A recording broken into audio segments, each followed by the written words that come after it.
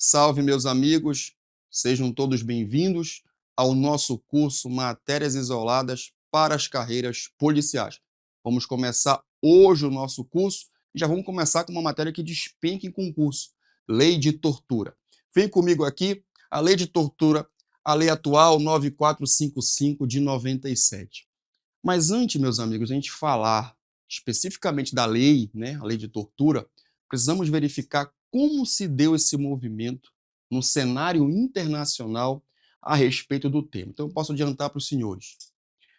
No cenário internacional, após a Segunda Guerra Mundial, criou-se um movimento de repúdio à tortura. Então, vários tratados e convenções a respeito do tema foram editados. Eu trouxe alguns aqui, apenas dois, para ilustrar e para exemplificar. Por exemplo, em 48, a Declaração Universal do Direito do Homem já definia que ninguém seria submetido à tortura. A Assembleia Geral também das Nações Unidas, em dezembro de 84, trouxe a informação, normatizou de que, claro, aos países signatários, que todos os atos de tortura seriam considerados crimes a partir de então. Ou seja, aqueles países que eram signatários ou são signatários precisavam criar nos seus estados leis que criminalizassem a tortura. No Brasil, isso já demorou um pouco mais, tá? No Brasil, somente a partir da Constituição de 88 é que se teve normas expressas de âmbito constitucional vedando a prática de tortura. Especificamente, no artigo 5º, inciso 3º, obviamente, da Constituição da República.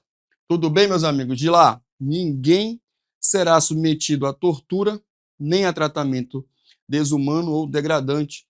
Artigo 5º, inciso 3º da Constituição, funcionando essa norma como um verdadeiro mandado constitucional de criminalização, ou seja, é a ordem do Constituinte para que o legislador infraconstitucional edite a lei que criminalize a conduta de tortura. Beleza, meus amigos? Tranquilo?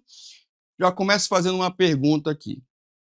No Brasil, a tortura, ela em algum aspecto destoa dos tratados internacionais, ou seja, comparado às normas previstas na lei, com os tratados, né, e convenções internacionais que versam sobre essa matéria. Há algum ponto, Anderson, vocês podem perguntar, que destoa, há diferenças, enfim.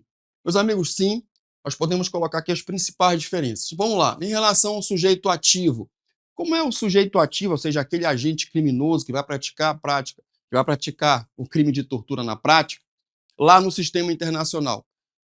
Nos sistemas internacionais, convenções, se definiu, meus amigos, pelo menos de modo geral, que o agente criminoso é agente de Estado, ou seja, é um agente público que, no exercício da função ou em razão desse exercício, pratica crimes semelhantes à tortura, ou seja, o sujeito ativo lá é agente público. Portanto, os crimes definidos nesses sistemas são crimes próprios em relação ao sujeito ativo. No Brasil, não. No Brasil, pelo menos em regra, cuidado com isso, pelo menos em regra, quem pode ser o sujeito ativo dos crimes de tortura? Meus amigos, pelo menos em regra, qualquer pessoa.